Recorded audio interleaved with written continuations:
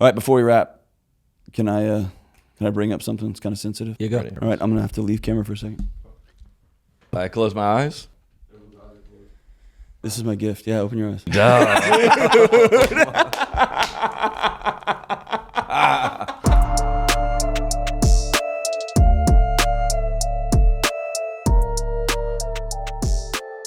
Welcome in, ladies and gentlemen. We're doing it, baby. Net Positive in the studio. Alex Easton. What up? We out here. Got a guest in the studio today, baby. Mm-hmm. This week's episode brought to you by the Emotional Support Tour. Actually, it's not because it's finished. The whole tour, 2 years almost. Crazy. Finished yesterday. Is that the longest tour you've done? By far. Nice, dude. Finished yesterday. Congrats. In Spokane, Washington. Love it. What a gift, bro. We're putting the whole thing on tape in 2 weeks in Atlanta, Georgia. I think there's still tickets left of maybe June 27th and 28th. 3 shows in Atlanta, Georgia on tape, baby. If you want to come out, love to have you. Going back to the comedy clubs in September, Springfield, Philly, and Appleton, all in September. Those are comedy clubs. Those are like working out the new material. I love a small room. Yeah, a little smaller room, It's a little nice. intimate. You can have dinner in there. It's fun, especially in those areas of the country. Then we're hitting the road. This feels like forever away, but it's not that far. Sarasota, Melbourne, Fort Lauderdale, Jacksonville, Lima, Shipshewana just added a 3rd show. Saginaw, Michigan, Cheyenne, Sioux Falls, Denver, Bakersfield, Oxnard, Long Beach, Savannah, Athens, Augusta, Georgia, Bristol, Tennessee just added a 2nd show. Midland, Lubbock, Dallas almost sold out. Chicago, Davenport, and I believe Toledo is on there the 6th, baby. This week's episode of the show brought to you by ExpressVPN. New sponsor, Alex. Have you ever browsed in incognito mode? I have. It's probably not as incognito as you think. Oh, no. No. Google recently settled a $5 billion lawsuit after being accused of secretly tracking users in incognito mode. Ooh. Google's defense, incognito mode does not mean invisible. Boo. In fact, dude, all your activity online is still 100% visible to a ton of third parties unless you use ExpressVPN. Nice. I use it. Alex uses it. Yes. ExpressVPN, dude, I think you were mentioning that a lot, first of all, every time you go to a website, they're like cookies. Do you sign up for the cookies? And everywhere you go, we have jokes about it on our show. You ever said something, then you get an ad for it, Yes. right? Or Yes. if you this is the way to fight that. Yeah. It's the easiest way to say that. Without ExpressVPN, third parties, here we go, can see every website you visit, even in incognito mode. I don't really use it. I'm not an incognito mode guy. I'm not anymore. Yeah, because you don't. Well, now I have ExpressVPN. Because you don't need to. Yeah. Yeah. Your internet, even in incognito mode, your internet can visit your ISP, your internet service provider, your mobile network provider, the admins of your Wi-Fi network, your boss, parent, school. That is terrifying. That's crazy. ExpressVPN routes 100% of your traffic through secure encrypted service so third parties can't see your browsing history. And with ExpressVPN, hide your IP address, easy to use, works on all your devices, rated #1 by tech reviewers like CNET and The Verge. Unbelievable. You were saying the example of the flights. Yes. If you, based on where your IP address originates from, sometimes you'll see different pricing for flights. So a lot of times I'll go to book a flight and I'll go check on a different server from a different location to kind of see what the pricing looks like. Right. And often I'm getting better pricing. Really? Yeah. Yeah. Crazy. I know that's the way with I've booked rental cars and you go you can do it on Enterprise's website, you can do it through Southwest Airlines, you can do it through, there's a million ways to get in there. Yep. And then it's all a different price. Yeah. And sometimes it says it's out. Yeah. Like if you go to this way, it's out because then they know you've already visited, you've already inquired Right. about whatever the certain price. And I bet that's with a ton of things. Absolutely. A ton of things. And stuff they send you, stuff your algorithms send you. Yep. Wild. And it's also one of those things where it's like, a lot of people say like, I got nothing to hide. Why would I need to? Yeah, sure. But also privacy is important. Yeah. And this is a really simple way to do it. That's fine if you have nothing to hide. Yeah. Yeah. Protect your online privacy today by visiting expressvpn.com/netpositive. That's express, EXPRESSVPN.com/netpositive. expressvpn.com/netpositive. You can get an extra 3 months for free. Hey. expressvpn.com/netpositive, or hit the link in the episode description below. Hot show today, baby. Dude. Oh, we got into it. This was one of my favorites. Was it? Absolutely. One of my favorites too. I always like somebody that is, it's not too much of a, like, it's like one of us. You know what I'm saying? Yep. It's like we having a fourth person here. But yeah, he fits in perfectly. yeah. So John Delony, good buddy of mine, works down at the Dave Ramsey. I mean, that's not how people know him. Everybody's like, you got that guy? Yeah. His algorithm, and he's just off the map. Yeah. Off the charts. His books are number one. His podcast, I want to say, is pretty close to the top. I think he's been at the top. Yep. If not the top. He's definitely top 5. We talked about he's basically a mental health coach. Is that the best way to describe that? Yeah, but also is a doctor and has like background in it. You know what I mean? Like he's not just one of those like mental health guru guys. People call in with some I mean, we get into it, but people call into his show with some just. We've had the most fun just binge watching his content, getting ready for this. Yeah, just for context for people who have never seen him, his show is kind of like, I think you kind of said in the episode, it's kind of like Jerry Springer in the sense that like he's addressing people's problems. Why? Except for he's approaching it with like, I want to be genuine and help. Yeah. And provide solutions. He's not like making fun of people. That's good. Yeah, and it's like here, I'll read this is his show. Yeah. My ex-wife continues to make our lives miserable. I think my coworkers are having an affair. I kicked my husband out of the house. I fell off the wagon. I feel like a fraud. I feel like I'm living 2 different lives. My husband doesn't want to have sex anymore. My mom's hiding a gambling addiction. My wife said she doesn't love me anymore. My husband wants permission to cheat. Am I blamed for his depression? Getting kids off screens. Can our marriage survive? My fiance wants multiple partners. These are all people calling in and these are the these topic problems. of his show. Mm-hmm. And then like sometimes the call-ins are like, you know, you listen to some shows, they're short. That's the whole hour. Yeah, he's spending time with the people. I don't want to ruin it, but he said the best way. He said, what he said about Dr. Phil and Dave. Yeah. We'll save that. Yeah, save that. Yeah, the way he summed it up, I think is awesome. What he's trying to do. Yeah, and we got into... it's different from those two guys. And I'm telling you, dude, you're going to leave with like... I feel like I want to go like hug somebody or help somebody. I just have so much faith in like optimism in humanity. And when he like closed the whole thing and I think summed it up perfectly of like his view on the world and humanity. And I feel awesome now. And you go, thank you, dude. Yeah. Thank you. Yeah. We don't want to like, we hope that this show is a, you know, entertaining or a respite from whatever is going on in your world. That it's fun that you're in for a treat today. Yeah. We did have, I got to give a shout out to some people. Yeah, hit them. Jules, the Delta flight attendant that was on my flight to Portland. Okay. Said she was a big fan of the pod. Hey. When we were leaving, and I'm glad I didn't do anything crazy. Yeah, that would have been bad. Yeah, because I was leaving, and she goes, "Hey, just want to let you know, big fan of the pod." Nice. Jules, I don't know where she lives. She's a Delta flight attendant. She could be anywhere. I don't know where she's based out of. But there's another girl. There was a girl in the, you know how like the flight attendants have to approach people to be like they're doing stuff. Yeah. That is not, you shouldn't be doing. Yeah. They always have they're so gentle about it. Yeah, they're like kindergarten teachers. Gosh, dude, they're so good. And you're like, hey. And they're like, hey, hi. That is the tone. Really? It's like, hey, she's like, so this woman was sitting there and her bag was like, you can't have your bag on your seat. And she's like, I need it to like rest my arm on it. Because she's like, my arm is like broken. I need, it was like, what? And I was sitting there watching Jules like navigate and the woman was out of her mind. Yeah. And shout out to the flight attendants. Yeah, man. I mean, she was so kind, and I would have. There's always something going down in that airplane. That every time, usually somebody when we're leaving says something to me about they watch the show, they love the clips, or they like the pod, or something. I go, gosh, good thing I didn't. That's an unsung hero job. Flight attendant. Yeah. Oh, for sure. Doesn't get enough credit. I heard there's like they have like this wild underworld that needs like a reality show. They're all like in like, dude, we're in Des Moines. Yeah. Like for 48 hours. Yeah. What's up? Yep. Yeah. Let's just say it like that, dude.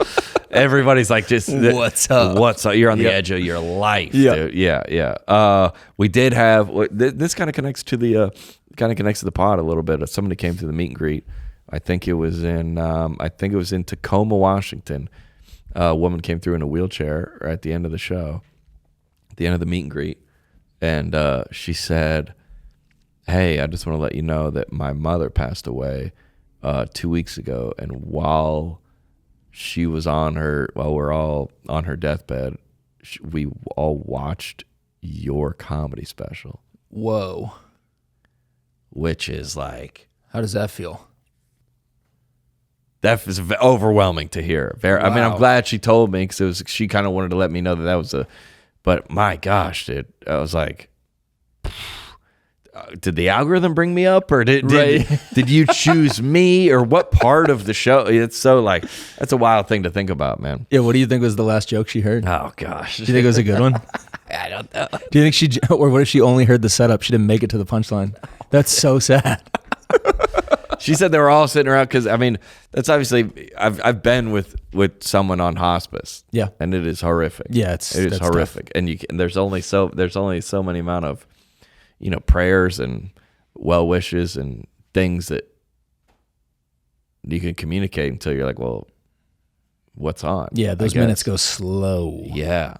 And to be a part of that is I take that very, very seriously. That's really cool. And I'm honored to for somebody, when they do take the time to I mean, there's so many people coming through that meet and greet, and I wish I could like go to Thanksgiving with everybody and learn about your kids and learn about your neighborhood and what annoys you and who's on. I wish I could do that for everybody. I can't. And lots of times people do tell me a story about something that I've done that's affected them or helped them in some kind of way, and it's always a blessing to hear. That's awesome. And then security is like, it kicks them out. Yeah.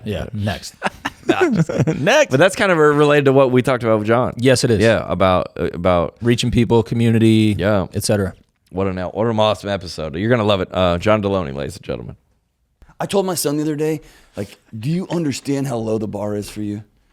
Like, yes. I've said this if many you times. just like shake hands, look people in the eye, show up on time. just be on time. Yeah. And just work hard. And My then go wife home. and I were just talking about our daughter. We just had a kid 10 weeks ago. Oh, And we were just congrats, talking. man. Thank you. We were talking about like, you don't have to do much to No. stand out. Like No. it's really, really easy. I think to just like make a difference. So little. Nothing. My wife dropped my son off at the office the other day, and he shook somebody's hand. Yeah. And said, were like this. "Thank you, sir." And the guy all afternoon was like, "I'm a sir. I'm a sir." And I was like, "Bro, he's 14. You Somebody don't need can't that. put a crown on him. Yeah, but this is like, you don't need validation from a 14-year-old man. It's your company now. You run it. But it's kind of that way. Yeah, all the stuff that we had to do. Like, dude, I remember like, please and thank you. Obviously, any elder that like said to do something, you did that. Just do the thing. You do whatever they say. Say please, show up on. Like, I wanted to quit every sport I ever played. My parents never let me quit. Right. Like I had to go to. I had to work at like 5 a.m. at like this landscaping company all summer. Like I was like, I want to not do this, and they were like, no. Yeah. I remember I was 11. No, I was maybe 12 or 13. I was making my dad sound bad. He was great. But I would work at a landscape company from light until like 10 a.m. And then I could go work at Burger King. And I would just crash, and he would be like, you're just going to lay there? And I was 12, and I was like, or 13, 12, like, dude. guess not, man. Just trying to have a summer, dude. Like, Yo, I'm 12, bro. like, just gonna lay there. And here I'm at 40. Like, I'm in my 40s, and like every time I sit in a chair, I'm like, you're just gonna sit here. Yeah. Like, right? This feels nice. It haunts, man. Big episode of the podcast this morning, ladies and gentlemen. We got a special guest. We've been trying to get you for a long time. Have we? No. Yeah, we have. You just texted one time. No, I I was said, like, but I'm I- all in. It was one text. What do you say? Mental health expert is what you say on your Instagram. PhD, best-selling author. John Delony is here, ladies and gentlemen. Yay. He's in the house. We a fan of comedy, by the way. Huge fan, yeah. Huge fan of comedy, which we always try to have whenever we have guests in. They were like, why is that person here? And we've been friends for a while. Man, comedy. It's the last great line of hope. I'll take it. Wow. Like, for real. I believe Yeah. that with all my heart. You think so? And I'm a nerd. Like, I'm an academic. Like, Yeah. I've lived in the university system for 2 decades. Like, stand-up comedy is the last hope we got. Seriously. You're the last place you can say something. Yeah. And you can poke at truth. Yeah, that's the last place. Well, we connected, I think, first after the that Dave Ramsey event at the Opry. Yes. I scrolled all the way back in our DMs, and that's That was when, the one. because you introduce yourself after that. Okay. And then we started chatting. So from I that. like to keep a list of the funniest line I heard in a given year. Okay. And you had the best. You had the single best line. Oh, no. I think it was 2022 or 2023. Yeah. It was the best line. What did I say? And it was maybe it's part of the act. And you had one, and then 24's was Vaughn's, and it sounded like a throwaway line. So either you guys are like legends at your craft, or it was like, whoa. So we're in this huge room. There's 3,000 business owners. Yep. It's a very conservative audience. And you tell joke one, you tell joke two, you tell joke three. Yeah. And it goes from laughter to like, yeah. Oh, and just very quietly, you said, we're gonna go a different direction because this is starting to turn into a rally. Dude, I laughed so hard and I couldn't stop laughing, mainly because the audience then went even harder. And it was like, no, that was at y'all, and they didn't get it. It was like, we're with you, and it was like, we're gonna go this way, and it was just a gentle turn, but that like it's probably something about like I was talking about, probably like hitting your kids or like something that you can't say. Okay, so can we talk about this for a I don't second? remember what I said, but all right, you can edit this out if we need to. Here's the question I have for you. Okay. Because I was talking to Caleb Elliott, and who I love too. been on the pod as well. Both of y'all. Yeah. Were and who's your other opener? Who's phenomenal? Derek Stroop. Yes, he's like Lewis Black Jr. Okay, so there's like you have like the line gets real thin where you're telling these jokes and you're pointing out how absurd culture can Real be. thin. Yeah. But there's a moment when it's like at the audience. Mm-hmm. And both times I've seen you, that's gone largely unnoticed by the audience. That like, no, y'all are part of this punchline. And it's just like, hit your kids, you know what I mean? And you're like, whoa. Yeah. Whoa. So there's like this moment where it's like, no, we're all laughing together. Yeah. And then it's kind of like a dig. At them. They don't feel the dig. If it's, well, number one, if ever, like, Does that make sense? Mm-hmm. If I've ever had a joke that doesn't work or like a sketch, it's, or you got canceled for it, or if it's just, it wasn't funny enough. Everyone loves to laugh the most. Yes. And even if guys with like us that would have values or that we like, if it's dirty, you're like, but if it's so funny, You have to laugh. you let it. It's funny. If it's so offensive, That's the past, Yeah. right? So if it's not funny enough, Yes. like like somebody said, comedy was just getting away with it. Yes. So Yeah. Matt Rife, who like when he made that joke about the special needs, you're like, just between us, joke wasn't funny enough. Yeah. It didn't make it. Yeah. If the joke was funny, Would have been worth it. be good to go. If the joke is funny enough, so I think, Like my oldest friend on planet Earth is a traumatic brain injury survivor. Yeah. A paraplegic. Yeah. And when my son was really young, I was like, we were just talking. I'd go visit him every once in a while. He lived in Houston, and I said, "Hey man, what do you think?" Because my wife was really pushing hard for a bike helmet. Okay. There's a kid. This is my buddy. Yeah. He is wheelchair bound. He Yeah. can hardly talk. Yeah. And he just goes, "Not worth it." And he started laughing. Died laughing. Hilarious. Right? I laughed. Hilarious. I laughed so hard. really laughed. Like, right? Yeah. Like, if anybody on planet Earth would be Yeah. somebody proselytizing for a bike helmet. Yeah. Like you gotta go all the way. And and you think what like you said, humor is the last great hope. Humor is all he has. That's all he's got. That's all the only weapon he has. That's it. And the only connective tissue he's got, right? All he has. Other than pity and pander, right? And he doesn't. And he's probably exhausted that. Exactly. Yeah. He doesn't want it, is what I'm saying. No. So when you say it's connection, it's when you something that say brings people together. humor is our last great. That's all we got.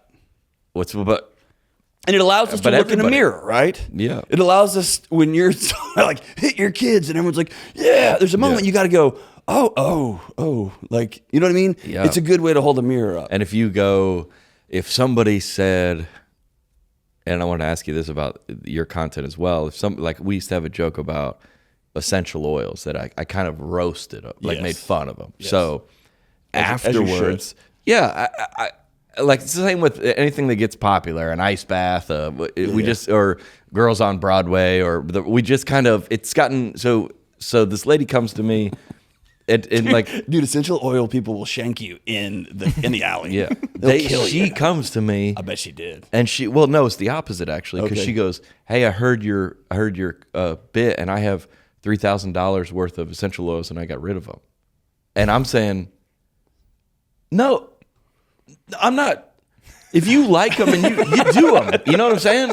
Like if you, Yes. if It's it's like, I'm not your leader. Like, don't. that's what you're talking about. Back to the like, if you were like, I do not believe Endorse, in yes. in putting my hands on a child. We believe in gentle parenting, and I've done all the research. I go, great, Yeah. do it. Or But this is funny.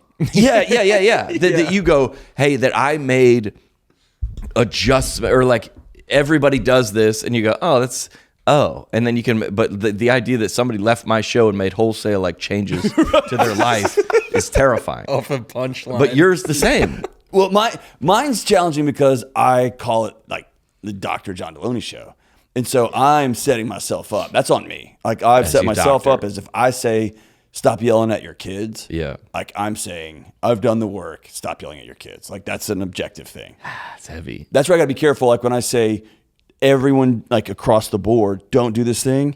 Like I'm kind of putting my name on it. If I say, hey, in my house, this is what I would do. All right. I would Yeah. sell that car because I think that's stupid. Like, and if you have attached your Yep. identity to your Honda Civic that you got really low with the lights on the, like you got other issues in your life, let's work on those. Yeah. And let's sell that car. Like that's what I would do.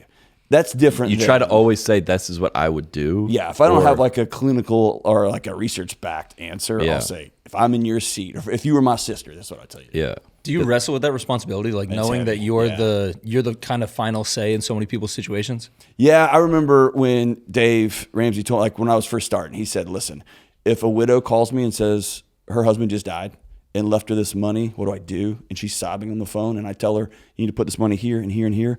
She's going to go do it. And so he looked at me and goes, you better be right because they're going to follow you. And so, yeah, I'm nervous hearing that, dude. that's a heavy responsibility. Yeah. Yeah, That I think then you be really gentle with your absolutes because I think we all have absolutes and then they change. That you say, hey, like sometimes a kid, like if let's say repeated behavior, sometimes he would need like, hey man, I just want to let you know I love you. And sometimes he needs hard. That's right. That's right. And it's like you say, somebody, hey, John Delony told me, yes. and yes, you're yes, like, yes. You're like, Delony that's- says to yes, exactly. yeah, and that's hard. Yeah, like we were talking before he came in here, we were watching that Tony Robbins documentary, and like during the thing, Yeah. a lady stood up. This is like famous. I remember that, yeah. and she Oh, yeah. called. It's like she was like, divorce your husband or break up with your. It was something, and he goes, you don't have the power to do it right now, and she was like, and she called him and like not divorce. I don't remember what it was. Or quit her job or something. It's Absolute. like make the move right now. And like all the people around you, this is when you're gonna have the most strength. And then she did it. Everybody was hugging her, and then I saw an article like it was like that was very like they're back together, and that was not that. You know what I'm saying? But I think people get focused on the outcome. We're in a culture obsessed with the outcome. Everything has to have an ROI to it. And I think what Tony's a master of is smashing the teeter-totter. Because you get so heavy in your life sitting in that teeter-totter, sitting up like that. Yeah. And I'll use that. What does that mean? That means like you just feel like this is my life and I can't do anything about it. All right. And so he drops an elephant on the other side of that teeter-totter and throws up everything in your life. He flings you off that teeter-totter on the other side, and everything's in chaos. It might all land back where it was, but at least you had a chance to Shake it break up. off the concrete and see which pieces of this do I want. It's like your house burning down. You get to decide what I'm going to repurchase. It's kind of like that. And you might land back in the same relationship, but at least you've thought through it, and it doesn't feel like it's happening to you. And John Delony says, "Burn your house down." Yeah, that's what I took out of that. every time. Yeah. Preferably by smoking and sleeping. Well, do you? Remember that? That was like the great There's thing the when we were quote kids. graphic. Like, don't fall asleep with a cigarette. No, smoking fall asleep while smoking a cigarette. I don't remember. I remember. crazy. I heard that for sure. Don't smoke in bed. Yeah. Smart, dude. Smart. Yeah. Yeah. Well, I feel like we've all consumed your content prior to knowing that you were coming in, and I was like, Easton was telling me about when remember I was planning to come into your show, so I listened on the golf course. This is one of my first DMs to you, and I go, dude, this is wild. It is. It's tough. This is wild. And I listened to like a 40-minute conversation about a woman calling about her husband's like addicted to conspiracy theories. He doesn't even know. He's like, he's like, we did that. Yeah, that's the least. Listen, as soon as it comes in, like you got to move it out, or otherwise, occasionally they'll hang on me, and I can't. Then I bring it into the next call, and you can't do that. It was so. I was like, what? Just like you were saying at the beginning, is like those people exist. We were talking about the shopping cart clip that went viral last week. Yeah, I found myself mad. I was alone, like having a great day. Sorry, I watched this thing, and I got riled up. I got riled up. Like, she exists in the world. Yeah. That she said, I'm not returning my shopping cart. So you return yours, is what you're saying? That's like human decency 101. Like, just put your cart away. And by the way, those precious little jewel children of yours, they're watching you. I went back to grad school as an old guy, and so when I went back, I was working with this psychologist. He's a savant, and he works with. We were working with pretty traumatized kids, and when you're sitting with a kid, kids talk in play. So we're playing this game, and this little kid is teaching us how to roll a joint. Right. And he's like, no, you got to take the lead. And so it's a forensic type interview, and he's learning what this kid has seen and experienced. And you got to put the spoon over the candle, but you got to hold still, right? So this kid's teaching, and he had, dude, the craziest like things you could say about women. And this kid was maybe 5. Yeah, it was staggering how obscene this kid was in the most gentle, we're just playing kind of way. Yeah. And so my son was 2. And on the way from one room to the next, I asked Dr. Gomez, I was like, hey, what are you supposed to say to a little boy to like teach him to respect women?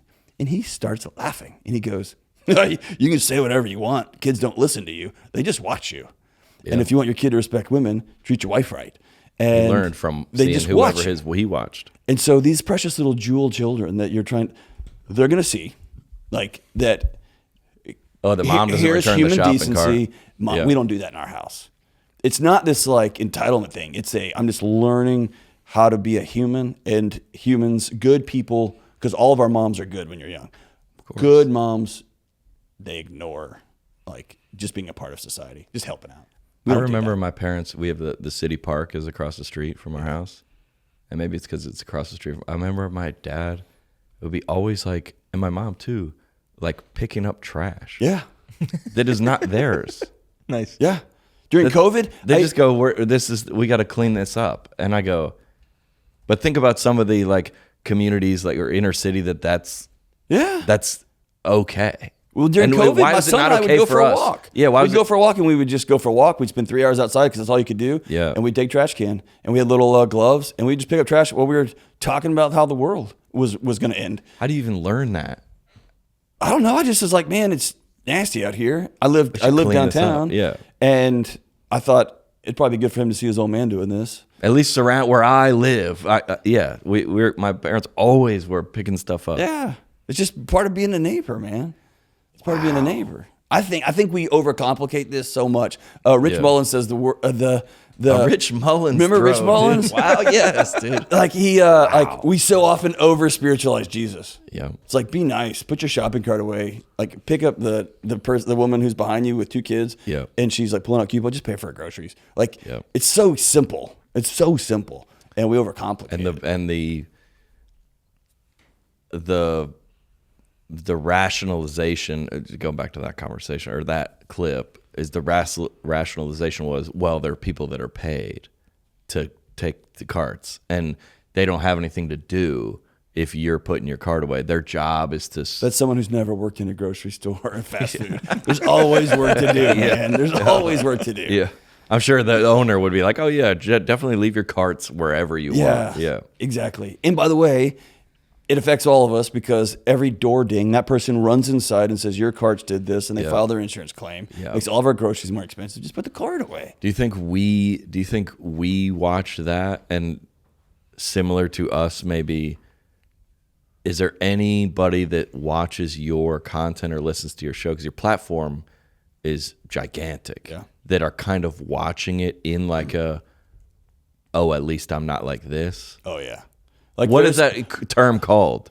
It's not like a It's voyeur It's of like it's it is voyeurism. voyeur. It is? Oh yeah. Total voyeurism. like Jerry Springer or something, but not that. There is. I thought when the show like took off that I thought everybody was all into it because I was so smart. Because they were I was like, man, I'm the smartest guy ever. Like Andrew Huberman, who? Yeah. Okay, yeah. Stanford Medical School professor. I'll take it from third tier here. research university suckers. Right. So I thought I was so smart, and Texas Tech's not third tier. We're people too. I didn't know what the university was. It's a but state school. It's Texas fine. Tech. Yeah. So, but actually, when they started doing these audience tests, I did not do this stuff. Yeah. When they started, like, people tune in because they've never seen somebody say, "I cheated on my husband. I don't know what to do." Yeah. And they've never seen somebody either not scream at that person and say, "Get out," or be like, "Yeah, it's right." Like, there's no like, "Hey, pull up a seat, have a drink." Like, you can't do that. But I still love you. Let's figure it out. And it was the interaction that people are voyeurs over. Like, is there a thing that's going to rile this guy up? Maybe somebody or- wants to say they want to have that conversation, but they're like, don't know how to do this has never landed that safely. Or my that biggest fair? fear is that one of my friends says, "Hey, I'm thinking about killing myself." Yeah. And what would I do? What would I say? Yeah. And then somebody calls the show and they're like, "Okay, now I have a map for what that would look like." Yeah. Or I don't know, have a map for telling my dad, like, "I can't afford to come to Thanksgiving this year." And it's like, "You will come to Thanksgiving?" Because I can't afford to go. I don't have a map for that, so I'll give you a map. So it's the interaction, I think, that's more important than what I actually say. What was it like before it popped? Like, how did you feel doing the show before it took I off? hated Really? it. No. I love the podcast part. I love because the like phone call part I love. you're doing all the work, but like you're not getting the. I didn't like being filmed. I still have a lot of like baggage from being from a kid, so I don't like being on camera. And so that was the part that they would set up these cameras, and we were just doing this. And I was like, "What are we doing?" You like the calls. I like the calls. Yeah, I like the calls. And the podcast part was good, but also I didn't. I am pinky swear from Stand By Me. Like, this is one of the most sacred oaths. It was 6, maybe 7 months into the whole thing, and I went to a meeting, and they had a big flat screen up. Yeah. And they had all these little, I've learned they're called thumbnails, all these little pictures of me. And they start talking about performance and this and calls. And I was like, "Whoa, stop. What is that?" And they're like, "That's your YouTube channel." And I was like, "What is a YouTube channel?" Yeah. I literally thought YouTube was like Google for like Rage Against the Machine videos and like how to fix like your car. It's not. It's essentially There's what it more is. on there than that. Bro, if you look at Rage Against the Machine live in Mexico City, it's one of the greatest. But I didn't know there were channels and streams. And I didn't know any of that stuff. Click rates. I didn't know any of that stuff. And so I just, when I don't understand something, I usually just avoid it. Yeah. And that's my way of burying my head in the sand a little bit. And so yeah, here we are. I would say probably the same with stand up is that we just love to do it. You have to. I love to do it. I love to tell the jokes and make people. You like to. I love sitting with hurting people. Yeah. I love That's being in a that good. moment That's a with- good. I love answer, being but with somebody when that's. it's I think like- that's what we're trying to. So somebody says. I mean, the conspiracy theory one that I heard. I don't go too far. I don't know about conspiracy. It was so he was like buying stuff from. They didn't have money, and he was like spending all the money on like end times things, like bunkers and meal plans and stuff that was like. And she was like, "I have no idea what to do." So here's like the honest truth about that call. In 2011, I was out of my mind. I was nuts. I was like an anxious lunatic mess. I was working at a university in Texas and over enough stuff that I probably should have stepped away sooner. Sure. And I had mapped out Beautiful Mind style how the housing market was going to re-crash and how they were going to have to nationalize housing because there was going to, dude. And I remember sitting with my buddy's named Kelly. He was a CFO of a $150 million company. My dad was a cop, by the way. We didn't have anything. Yeah, growing up. I sat with him and said, "Hey, here's what's about to happen." I'm going to 100% confident. There was no 120%. Yeah, I'm going to all over liquidate. the wall. I'm going to liquidate my 4-1, and I'm going to go ahead and put it here, and it's going to be a hedge against when this thing. And I just remember him looking at me and being like, he was so gentle, and he was like, "Okay, I don't know a lot about this, but all these things you said you're going to do, God help you, don't do any of those things." And here's the thing: I walked out of that room, and I said to myself, "The CFO, this man," I go, "He didn't see it. He didn't see it." He's lost. He's one of them. That's it. That's it. Yeah. That's it. And when COVID happened, like, the one thing I don't know anything about, viruses, nothing. Yeah, COVID. So I called my buddy who, she's a cancer researcher that uses viruses, like whatever. I call her and she's like, "John, the science is ironclad. Like for the papers we're seeing so far, it's amazing." Yep. Then I was like, "You're on the inside." So I called my buddy who's a dean of a pharmacy school, and he was like, "Dude, the moment I'm allowed to get in line, I'm gonna get in line." Yeah, and I was yeah. like, "Big Pharma's got you, right?" And yeah, I called they my got him. They got old girlfriend who's a naturopath on the West Coast, and I was like, "All right, Shirley," and she's like, You be honest. It's she's just like, us. "It's kind of dividing the community because they're all like very on the left," and she's like, "But I'm gonna go ahead." And I was like, "Oh no!" Last guy called I called my preacher. They got everybody. and he was like, "Dude, I was in the clinical trial," and I was like, "They got everybody," right? Yeah, yeah, and it was yeah, just yeah. this like madness of Everyone's compromised. If you have an outcome, you can reverse engineer. You want somebody. You to wanted prove out. you wanted just one person. I just need one person to be like, it's a fraud or it's a scam, and then you'd be like, I knew it. And then all of them Yeah. within 6 months were like, "Okay, we got new information. We're going Yeah. to take a different direction from here forward." Sure. And because they were people who are wise. And it's, I guess, is it? I mean, if you've saying you've been in a position where you've been operating with bad information, right? All of us have. And me too. Yeah. So I think every show is going to be my last one. Do you still have that? Because I Every still show, do. dude. Every that my promoter keeps calling and be like, "Let's do another you tour." exhale every time. I go, "Why? Why'd you do that?" Yeah.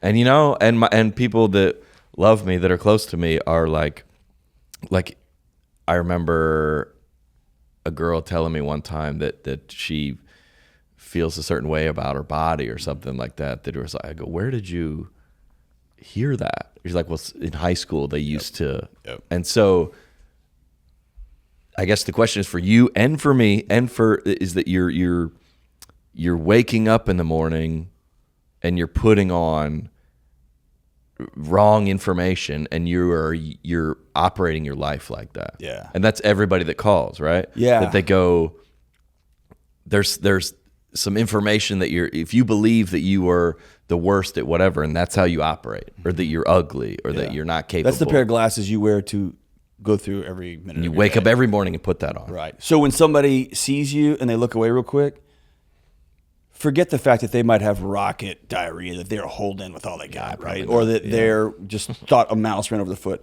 Yeah. When somebody looks away, if that's the glasses you're wearing, it's because you're ugly. That just confirmed what you already believed. Because you think of that about yourself? Yeah. So like that old saying, whatever you go looking for in the world, you're going to find it. Yeah, just like the vaccine thing. That's it. You will find the thing you're looking for, which means the beauty for me is someone who like bends towards dysthymic, someone who bends towards a little bit like it's all coming down.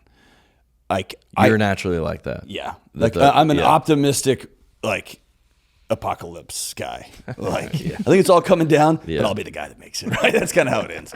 And but the beauty is, I can choose to put on different, like what if this all works out? What if it works out? What if the AI doesn't kill us all, doesn't take all our jobs?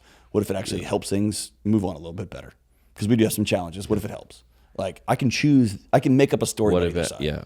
But that like the way I like to teach that is like your body puts little GPS pins when you're a kid. So this is a true story. Like I had a girl that was madly head over heels with when I was 16, maybe I was 17. And As one does. dude, I was head over heels. And we were holding hands one night this way, which means next stop babies. Paws, right? not claws? It was Those are claws.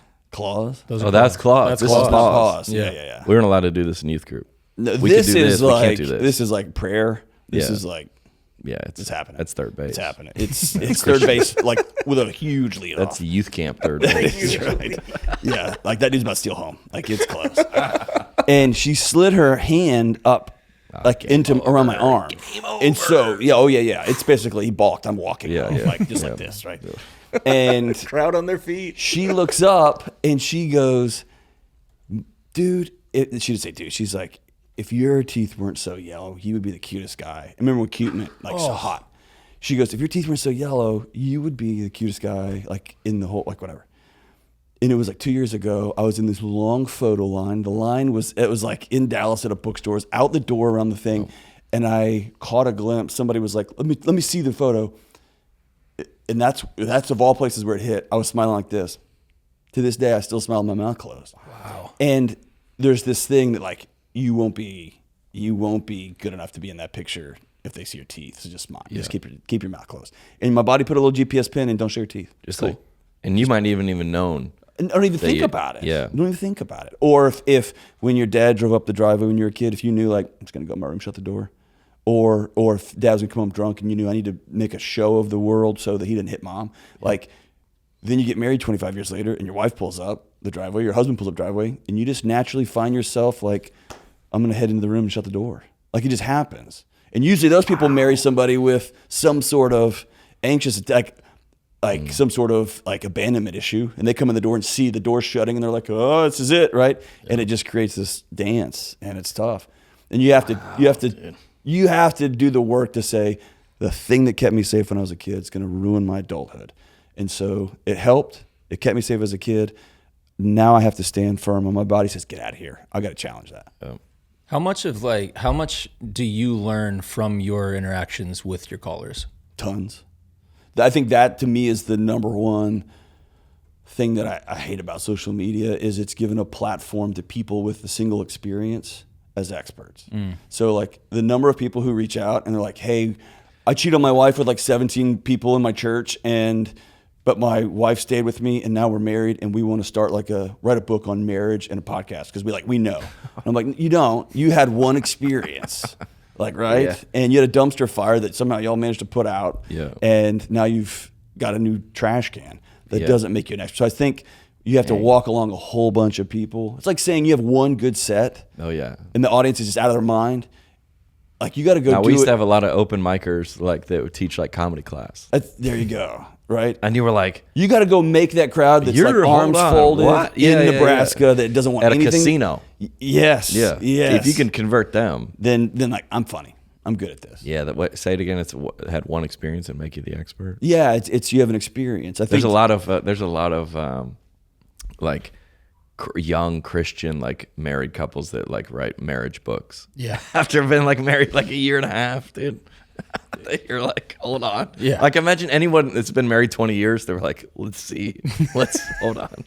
It's like on TikTok, you got like 16-year-olds doing skincare routines. And it's like, dude, you have the best skin in the world right now. You don't have to do anything. You can mainline Twinkies and just rub gummy candies on your face and you're going to have perfect skin. It's great, dude. Yeah.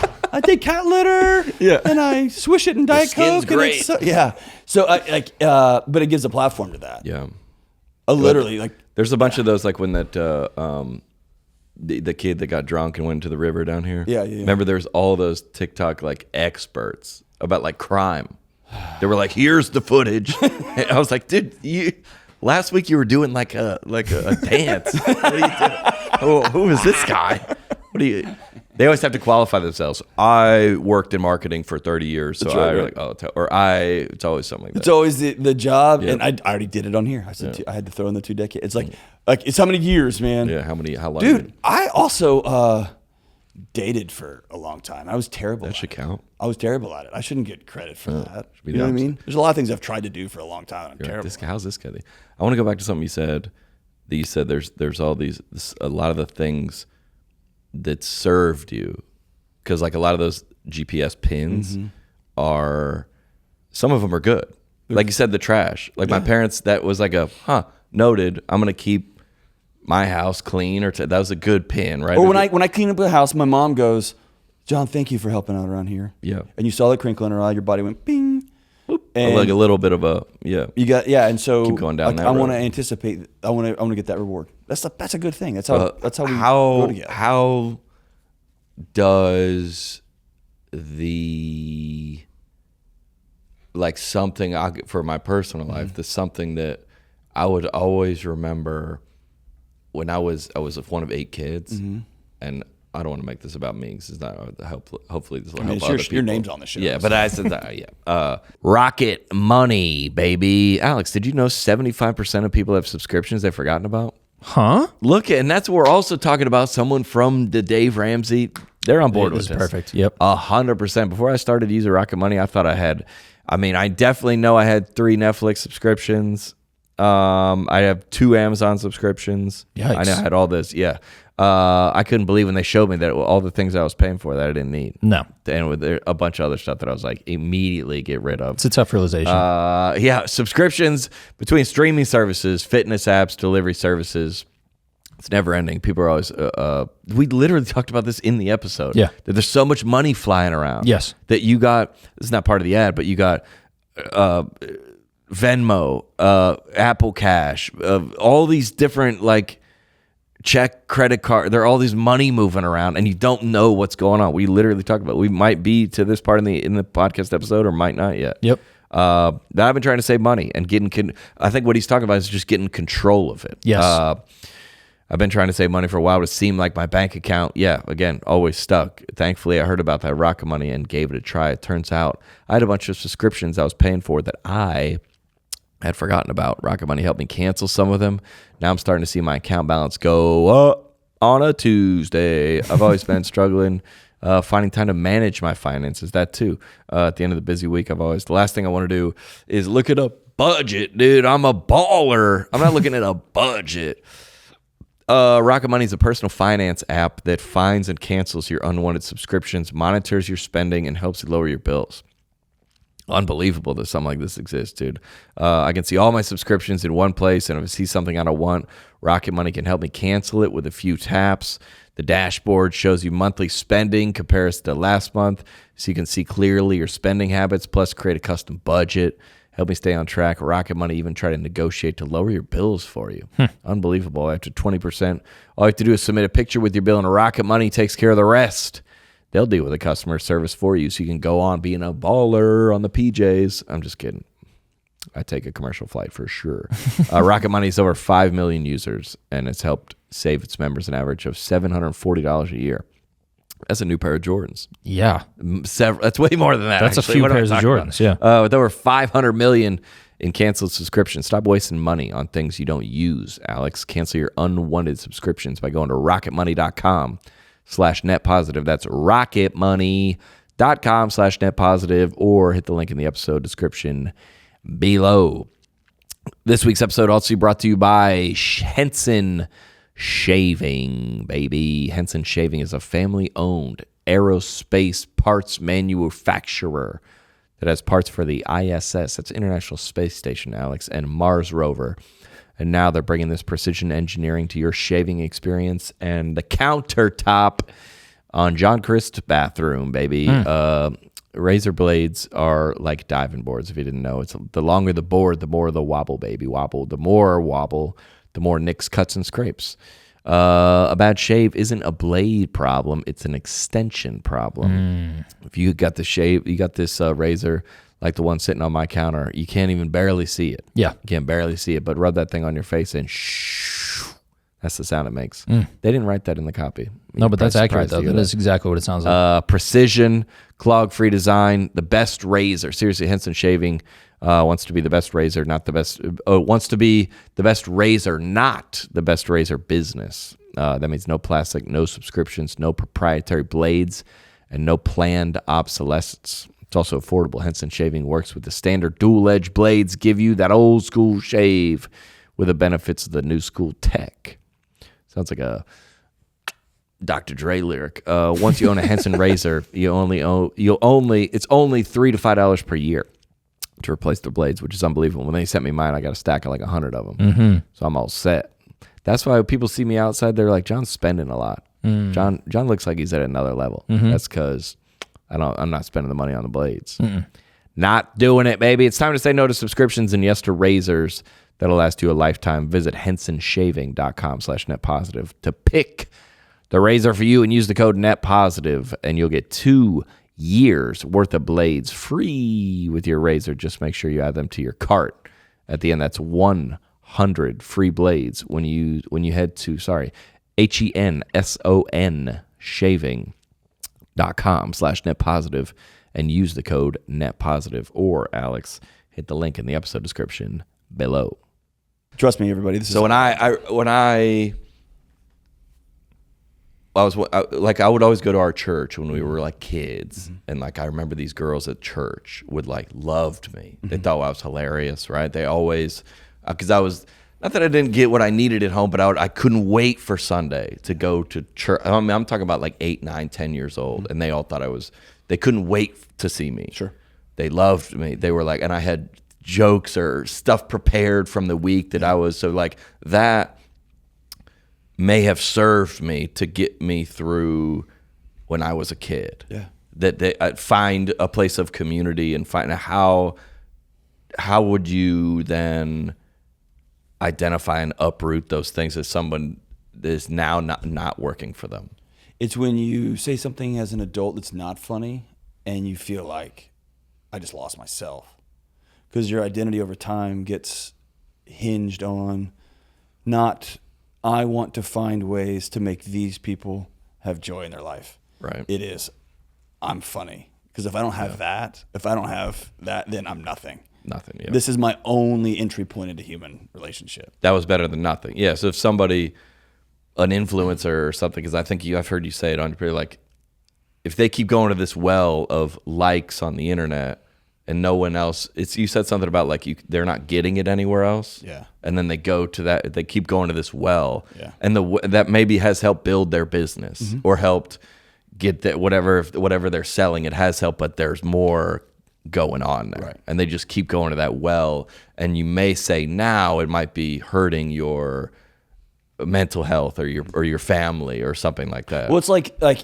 likes on an Instagram post should be a reflection in a perfect world of you communicated something in some way, whether it's a clip or you wrote something, whatever, that connected with somebody, right?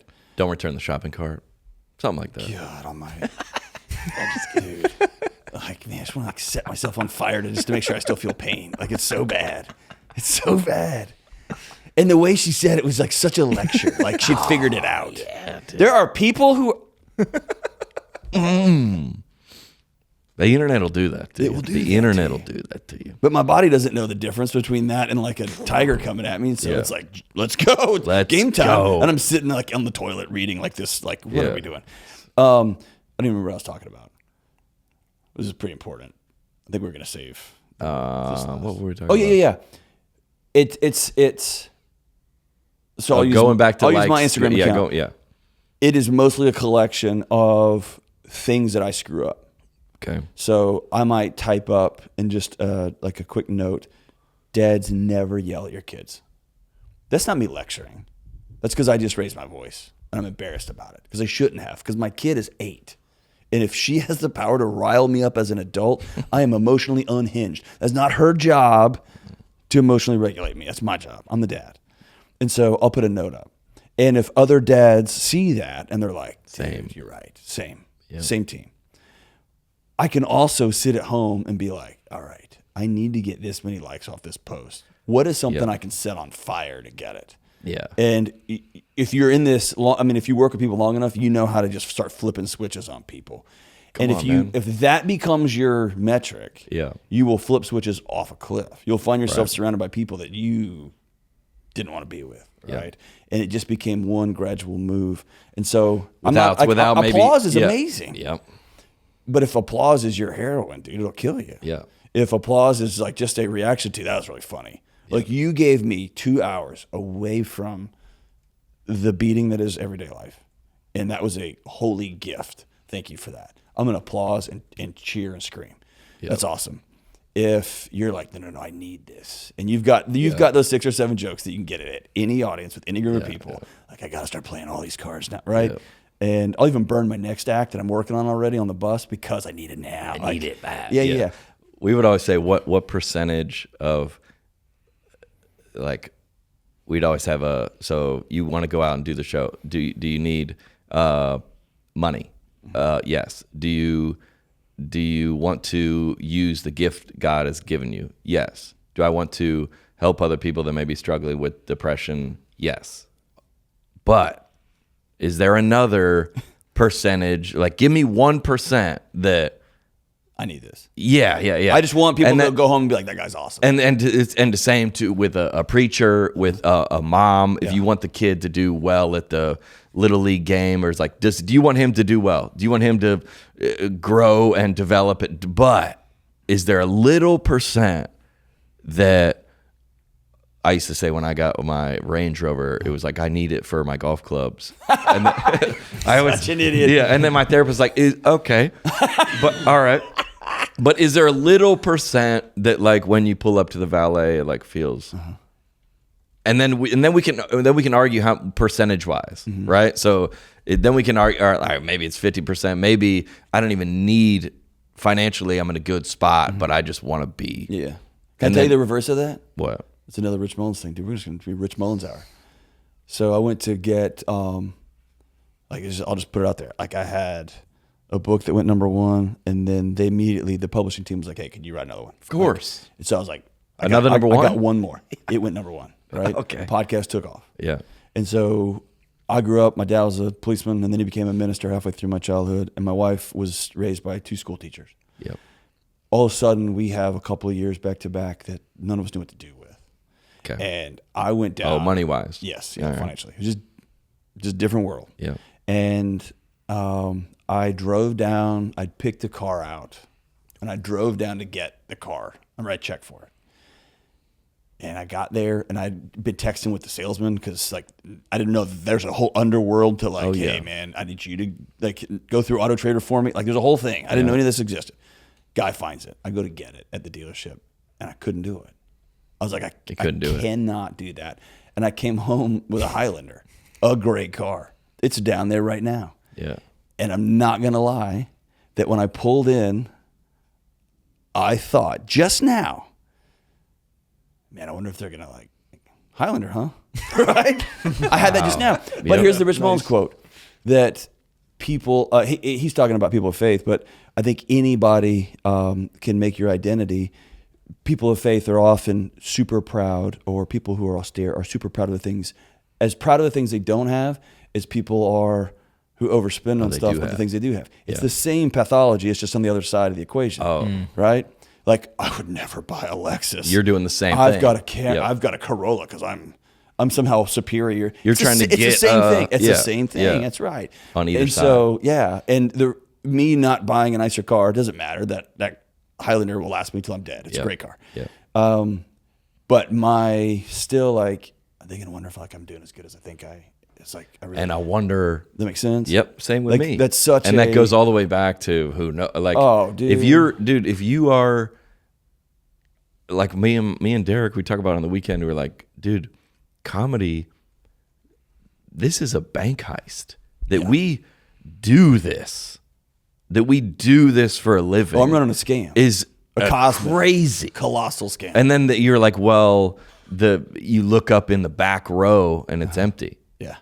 And you got 3,000 people in there, and you go, GPS pin. You know, like, I couldn't even sell this room out. Yeah. Oh, dude. Yes. And then you're like, well, you're doing the theater. These are the big ones. These are the. Doesn't matter. Doesn't matter. All you see is the 40 seats, not with nobody else. Doesn't matter. And then so that is what I would take to my promoter, or not. No, he can't wait to double down, right? Because he doesn't see my things, my, like, needs or whatever my, like, bad GPS pins from my. He just sees. He goes to the end of the tour. He looks at the numbers. He goes, "Sounds awesome. You crushed it. Let's do another one." Same with the book. How many empty seats? He didn't care. He doesn't even, dude. He wouldn't. Yeah. It would be irrelevant. Yeah. He would just look at like, if you could take all the stuff out of all the pins out and just look at the numbers. It's objective. He can be objective about it. They'd be like, John Delony is killing it. That's right. Take out all the stuff. I think it's Acuff that says calls it speaker math. It's like 999 people can be on the floor sobbing. Yeah. And, like, every one of them at the signing line, like, I'm going to go be a better dad. I'm going to go be a better husband. Yeah. And then you hear one woman walk out, and she's like, that sucked. I won't sleep. To this day, I won't sleep. And I think for whatever reason, I think there's some good in that because I think it constantly pushes you to make your stuff better, your material better. And I would imagine this is everybody, just not just us. Dude, it's mom. It's the boss. It's the mom who scrolls and is like, well, I fold my sheets like this, and she's like, I think moms have it. I think modern women. I've watched my wife go from being, she was a professor, she was Dr. Delony way before me, to like I went bananas, and so we had to move. We didn't have to, but we moved, and I worked at a smaller university, a smaller group, and she started working at a local elementary school. So she went from Dr. Delony to Hey Miss, and then she's like, just want to stay at home, and Mom, can I get a snack? And meatloaf, meatloaf, Ma. But every place she went, it was, oh, you're just gonna take your kids to daycare, all the way to, you're just wasting your life. Why don't you go get a job? Like, and you can't win. You can't win. And if you let those outside voices dictate what you're doing, it'll kill you. It'll kill you. You have to have a small gang the small circle that whatever you let speak into your life. And you can go and you're like, that's a voice. That's information that I have that I'm operating off of. That it must be bad information. It's a bad script. It's a bad script. Or maybe it's a good script that just doesn't play anymore. Mm-hmm. Right? Tron 1 was dope when it came out. Pong used to be awesome. What is that, a movie? Yeah, exactly. Tron? I never heard of it. Yeah, you have. No. Tron. How do you spell it? TRON. No, I never heard of it. 80s, right? Yeah. Tron. Yeah. Oh, yeah. At the time, it was amazing. Doesn't play well. It doesn't play anymore. Doesn't play. Yeah. That's right. And so, it's like a bad script. It's a bad script. And these people that with the calls that you get, are you, is there any like, we were thinking, who's the screener? Because somebody says like, oh, my husband watched 2 episodes of Sports Center. You're like, that's not. Yeah, there's a call screener, and she builds the show. We need more like something more exciting. Well, it's less that and more. I mean, there's a temptation there, right? Because YouTube pays you. Going back to what we're clip. I said the one that I saw of you is like, dude, my husband's a pedophile. Yeah. Should I stay married to him? That was like the It's a good strange. I was like, but what Kelly crazy. Kelly Daniels, when he screens the calls, what she does so well is the one that called the other day was, hey, we get a lot of these. I got gifted 23andMe when I was 21. Okay. And Dad is not Dad, and that happens a lot. What in this case was Dad was the local priest. Okay. Had a one-night affair with my mom, and here's me. And they knew it, and they just wrote it out. Who knew it? The parent? Mom and, mom and the dad. priest. Okay. And the priest was like, well, this is my job, and I'm not going to lose this, and I'm the pillar in this community, and so you're going to have to figure this out on your own. Yep. And she was just wrestling with, what do I say? All that kind of stuff. So that won't happen to any of us, right? But we all find out. That will never happen. But we all find out that our dads aren't exactly who we thought they were. Mm-hmm. And how do you? So I think it's inside of the insanity. Yeah. I think the humanity is like, what do you do when you find out your dad's not exactly who you thought he was, or when you realize, oh, he was. Everybody can relate. To everybody can relate to that, right? Everybody. Or not everybody's like, my husband's a pedophile. Yeah. But my husband's looking at pornography. 90-something% of men, like, okay, we can go with that. Or my husband keeps texting this woman back at work that he, like, what do I do? Like, everybody has that. How do I approach this hard conversation? So I think you find the humanity inside of it. Yeah. And I think parenting or the Jerry Springerness of it allows you to sit in it and not be so uncomfortable like I'm talking to you, right? Mm-hmm. It can be like I'm just talking about them, but you find yourself in that group too. Yeah, I guess if Jerry Springer, you would relate to it in a way, not that that's you, right, but that you have something you haven't been honest about, or you have something wanting to anger towards someone, or jealousy, or something like that. That's basic. And this may be a bad explanation, but the way we talk about it internally is Jerry made fun of him. Dr. Phil lectured him. Yeah, and I love him. Like nice. Pull up a seat and let's figure it out. Very nice. Right. That's a great way to say that. That's really cool. That somebody says, I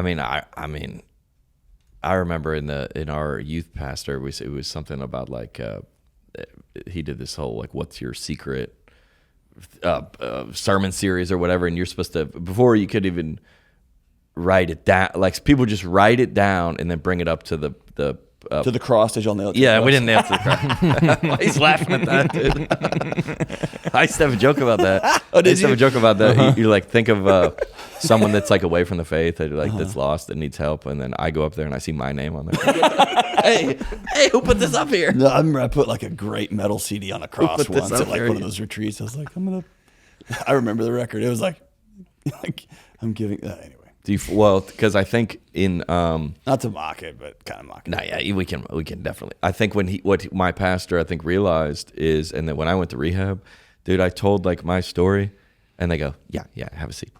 Like, do you realize that there's really, it's the same thing. Yes. There's nothing there's no like what I think it's a Bible verse about this. There's nothing There's nothing new. that you are battling that someone else has never like. Correct. I remember coming into that rehab center. I was like, dude, but and they're like, all right, so I bet this, and this probably happened, and I go, wait, what? Yeah. And then they're like, have a seat. It's like, here's the notebook. I was like, oh, dude, that you might be in your own head listening to your show thinking, my situation is, and then I bet that does give you some kind of solace. I mean, I don't bet it does. When I the nerd words are social norming. Like when I worked at the university, I used to always, when I was the dean of students at the law school in Texas, I would pass out surveys, a long survey. Yep. How much you drink? When's the last time you drank? Like how many sexual partners have you had? Like it was just a whole thing, and it was a very private thing, and I couldn't touch it. I would actually leave the room, and they would box them up and send them to some university in Illinois. It was out. And by the way, it was a secular place. Nobody cared if I do that. the surveys. The surveys. Okay. Well, then it comes back as a socially normed thing. And so the power in that data was, and I would get in front of students and I would tell them, 90% of y'all think that your classmates are drunk 3 nights a week. 20% of your classmates are drunk 1 night a week. And and most of y'all think everyone's out having sex and partying. Yep. This is how many people are actually. And it was a social, like, oh, I'm not crazy. Like I've written this story about how crazy the world is, and I need to go do these things so I can fit in. And everybody's doing that at the same time. And I think we do that with politics. I think we do that with everything now. Like, oh, we just have to hate these people. All right, let's hate. Like nobody actually hates those people, right? It's just that it's been some spun up narrative. Where does it even come from? Where'd you get this idea? Yeah, from the interwebs. And then you're looking, and then if you have that, then you're going around to look at the rest of the internet to try to find the Republicans or Democrats. Yeah, and there's some dude in the trunk of his car being like, this is the YouTube channel that nobody wants you to see. And you're like, I knew it, right? I've been on that podcast. I know you have. It's so good. I want to start that you podcast. pop your head up. Hey, you want to go, like, that'd be a dope podcast. Yeah. Just the trunk opens. Yeah. It's like, I'm whispering. Why is he whispering, dude? Yeah. Hey. it's conspiracy. Whispering. With Yeah, you go around and look for other people that think what you already thought. And if you could get them in the trunk with you. Yeah. That's what it's called. It's called In the In Trunk. the trunk with John. I'm not gonna lie, that's pretty amazing. What do you think it does outside of your, because these people are anonymous, right? They don't know who or where They often, almost always change their name and their state. Yeah, and they say you're allowed to do that, right? The call screener goes. We you can say, strongly encourage. Yeah. Because we've gotten several that like, hey, my husband heard this, and I need you to take it down. Like, What would be like? That sounds like my mom. No, that's for that happens sure. a lot. Really? Yeah. No Not a lot way. with some regularity. Really? Yeah. That voice. Yeah. They go. That's my husband for sure. Yeah. Oh God, I can't imagine. And that where do they popping call? up on your For You page, dude? They call. I mean, there's several that have written in and said, If it was your mom or your wife, or Think about something- that. You're just scrolling on TikTok at 2 a.m. and all of a sudden it's your hear your spouse wife. being It's like, your- "Hey, yeah, so my husband." You're like, what? Be like, "Hey, wake up! What is this? What is? Well, that happens. yeah. And what do they do? Call the number, the yeah. YouTube comment, or what? No, I mean they'll reach back out and be like, hey, is there any chance you can take that down? Oh, 'Cause, you probably do. my church is on fire right now. 'Cause, Do you guys always honor those requests? No. Okay. I mean, we're pretty up close. Like once you have this conversation, like you don't own it anymore. You don't own this story anymore. It's out. Okay. And it's going to be clipped and reclipped and resent, and so it makes its way out there. But occasionally someone will be like, hey, so I'm in the middle of litigation, and could you take that? Like, yeah. Wow. Somebody said they got death threats on, and we took that one down. We're taking that one down. Yeah. Well, Do you ever follow up? Man, every single person I ask, like, please call me back. And we may get 10 or 15% of the people that will write back. Oh, you asked them to call back. I always want to close how the did the loop situation on it. resolve? Yeah, I always want to close the loop on it. And we've had people call back and say, hey, so I did your thing. Here's what happened. And now here's the other challenges I have now. So it's good. Cool. But I also get people who write me back and like, that was the worst advice ever. Yeah. When you set yourself on fire in a parking lot, getting John Crist trunk and be on that podcast. Like, they're not happy with it. So how do you deal with that? I mean, I can't hold the outcome. I feel like it's like when I joke bombs. I'll be like, I can't bat 1,000 here. No. And it was really, really funny in the bus. So yeah. Like, you're like, well, y'all kind of not pay me, but y'all, my kind of the way this thing kind of works here is I take shots, and you're like, yes. No, I like, am I gonna beat myself up for that? Okay, so I was doing an event as back in March, April. It was a few months ago, and the opening story was about a hunting trip I took earlier this year. Yeah, there's 3,000 people in this room. And I had this wild hunting trip. It was super successful, had a blast. I got home to find out that my show had spiked. It had a crazy, it had just jumped. And so everybody in the building's running around cheering. And it's an exciting time. Every meeting I'm in, people are hugging me, a lot of good games. And here was like the kicker is I had never been hunting like in the Rockies. And it was up and down these hills, and then like carrying an elk I heard the story. Out. Yeah, and like the punchline is like my butthole fell out. Yeah. I had catastrophic hemorrhoids in a way that was like so funny that I would like. There's a clear reason why that part of your body, like you can't see it. I found there was like a little like makeup mirror in the hunting lodge I was in. Where are we going? I'll tell you. I got you. So I'm on stage telling the story, and it played in like it was an essential part of this whole conversation. It was 60 minutes. That's a long time, right? And you got to get out of the gate good. If you stumble out of the gate on 60 minutes, it's a nightmare, right? It's hard to get back. And there's a moment when I first said the line, like my butthole fell out. Yeah. It was the most silent I've ever heard a room. And I'm going to tell you, because I knew the next line, we could have them back. Right. But that was the most glorious and terrifying. I only can think of the time that I went skydiving as, like you can die up here. You know what I mean? Like there's 3,000 people that paid a bunch of money to be in this room, arms folded, just staring you down. And you just said the words, my butthole fell out. Yeah. And you better circle back up quick, man. But it's exhilarating. And there's this moment when like, I can swing and miss. For sure. And then we're dead in the water here, man. I've been there many times. Many times. Do you laugh about it now? Because I actually, like, if you watch back the video, I'm kind of smirking. Now, I knew what was coming next, so I knew it was going to be fine. Yeah. But like, so that, I guess that's kind of cheating because that wasn't the punchline. Yeah. That was the setup because the punchline came later. But you drop a punchline and it just sits. Oh yeah, you think people are gonna be into it? I mean, there's new material Monday, like every Monday, and you're like, this one's gonna, and they're like, nope. And then but that's the. It's scary because I think when you have the right script, you like sometimes I do a sketch on YouTube and they don't.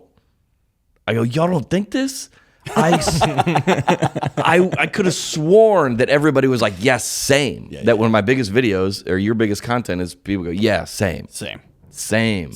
And then I go, but you guys are also, and they're like, nope. Yeah. And you're like, and it messes with your mind a little bit because you're like, I could have sworn you guys would be like, yeah. And they're like, no. When you swing and miss hard, right as you're swinging and missing, do you realize, oh yeah, that wasn't a good pitch.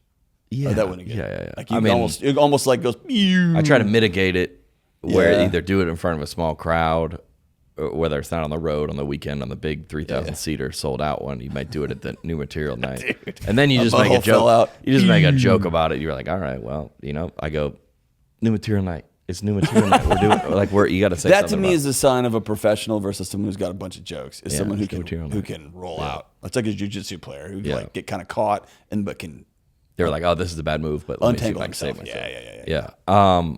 We wanted to ask you about is we feel like this podcast has become like a Dave Ramsey like stan podcast. Like I does feel that like mean? like we're always defending Dave. Okay, let's bring it. So and I talked to somebody in the airport. They listened to the pod. I talked to someone in the airport that they were like, "Are you live in Nashville?" They were fans, and I go, "Yeah." They go, "We're moving down there to work for Dave Ramsey." And we got into it like so like in defense of Dave because we all grew up. This guy saved so many of our families and our parents fighting with each other and these practical principles and like what he's done for the country and all these people and we've kind of seen in the last couple of years like the tide turn on Dave. Oh yeah. In terms of like he's He's out of touch. He's Yeah. old. He's barking up the wrong tree. Yeah. and then everybody's like I see like jokes on TikTok like kind of like making fun of Dave Ramsey and I always find myself like in defense of what he's like done for the families and in this country. And have you noticed that? I mean, I live it. Yeah, I co-host the show with him. So like, Is everybody I'll be on down the air there? with him today? Yeah. And everybody down there kind of feels that? Yeah, I mean, you can get mired in it, right? You can get mired in it, but if you have to defend, like, spend less than you make, then we're probably we're probably not gonna like see eye to eye on a lot. It's like the shopping cart thing. Yeah. You're like, wait, what? Yeah, and the things that get lost, and I think it's part of the clip up world, but like, I've been on stage with Dave in very conservative areas, and he's like, you got to stop blaming Biden for inflation. He didn't do that. He doesn't have that kind of He power. said that on Theo's pod. Yeah, he said that on did Theo's he? podcast. He doesn't have that kind of power. He doesn't. Yeah, he said it's not. Yeah, Like, everyone's over dramatizing it, man. There's still a bottleneck. It's still unwinding itself. It's working its way through. There's not nobody enough worked houses. for 3 years. There's not enough houses, right? They're like, Yeah. And so it's like you can, but here's just the reality. And so I think there's what I don't like is the part that's hard for me is what I would call the behind closed doors part, which is like when you're sitting with a guy at 2 a.m. in the bowels of a New York hotel and you watch how he treats the bellhops and how he gives them the tips he gives them is like, hey, this is going to change their life. And nobody sees that. That's just who that guy is. Or when you're like, hey, let's go. And he's talking to the sound guy, like who's running the backup monitors and behind it. Like, you don't see that. Right. Yeah. And so that's the part that it's like, I know that guy based on a few clips. Like, no, you don't. No, you don't. And dude, make no mistake, him and I disagree a lot. We disagree all the time. And I think that's healthy and that's good. But yeah, that's the part that kind of sticks with you. But if someone wants to argue over math, or Like, what are we our doing? parents were buying houses at 22% or 18% interest, like in the 80s. Were they? Yeah, it was a nightmare. Yeah. And so, like, it's never been harder. It's just mathematically incorrect. And if you want to debate that, it's probably, I'm not going to spend my time doing that because there's a single mom with 2 kids who just wants to live a less chaotic life, and I can help her out. I'm going to spend my energy there. What's that old Zig That's what you Ziglar should. quote? Yeah. Is if you help enough people, you don't have to worry about stuff. And so, Or something. Yeah. I like that. That the numbers, The money numbers, takes care of itself if you help enough people. or the numbers kind of speak for themselves in terms of the books. I mean, nobody's forcing anybody to buy these books or listen to the radio show. Yeah. So what is to be made? What is to be said? Right. Well, all right. And also Dave Ramsey's out of touch. Well, how's the show number 1? Right.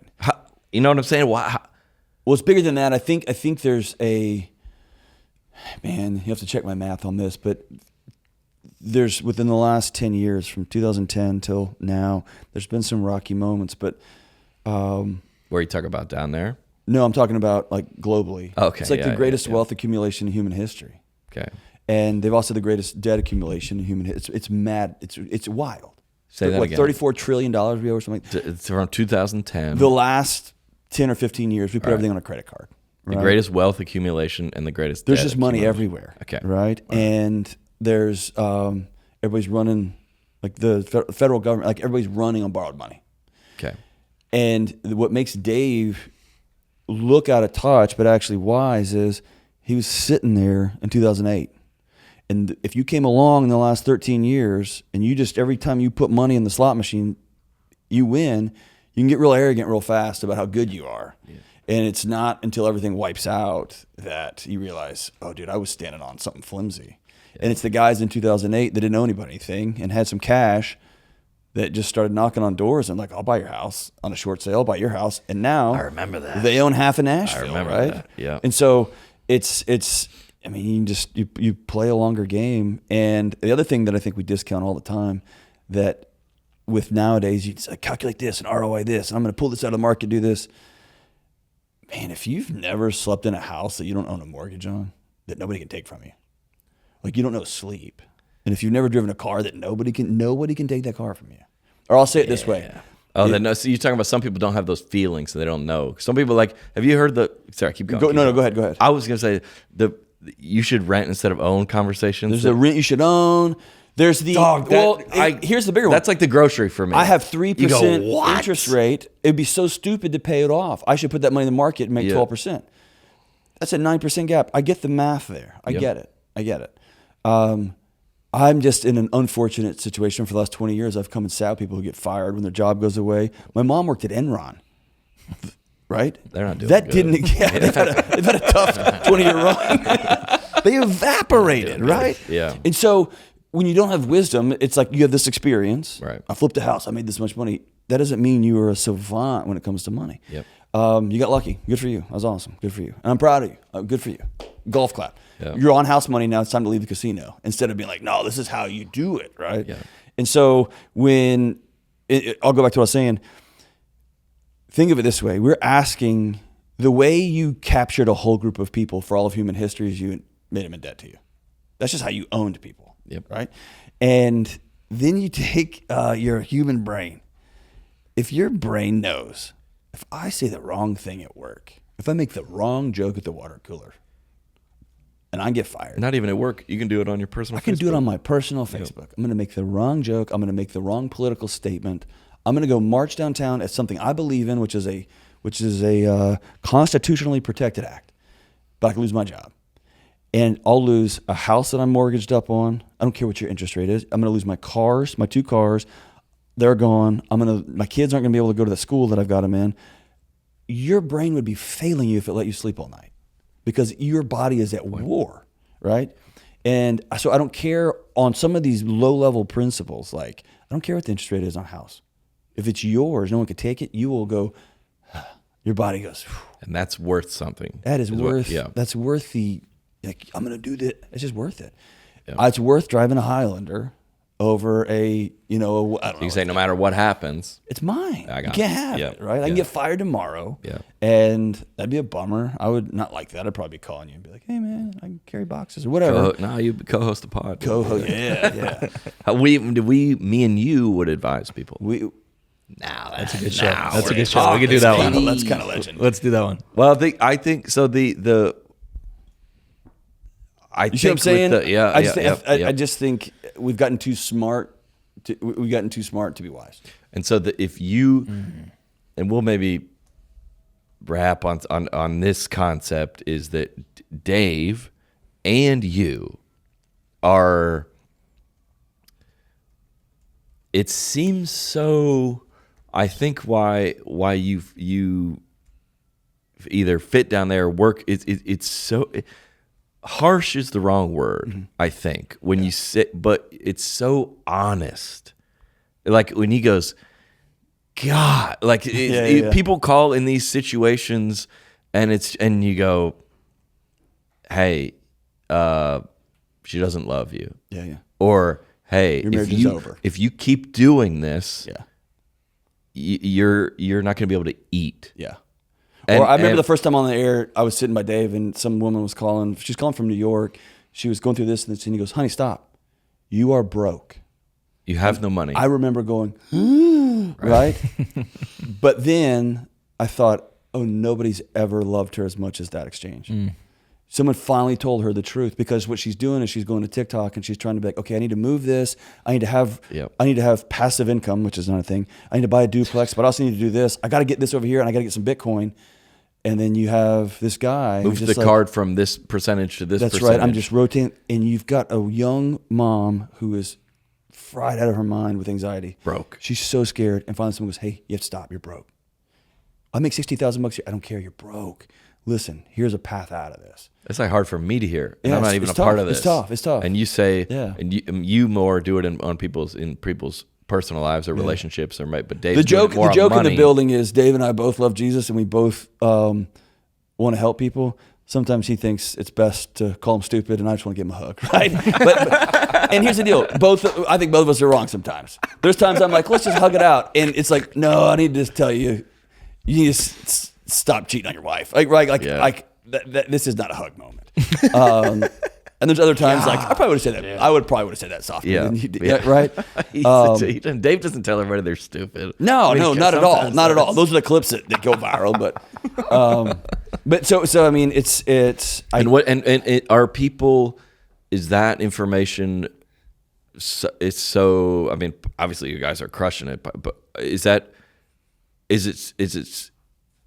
so refreshing to hear because nobody's saying that, or why is that? Why is no one else saying that to them? Because I think our culture is, the currency is to be liked. Okay. And the way you like somebody in the short term is to tell them everything they want to hear. And like, if you have a manager I have one, you've got one, a manager that says, awesome show last night. Awesome show. Yep.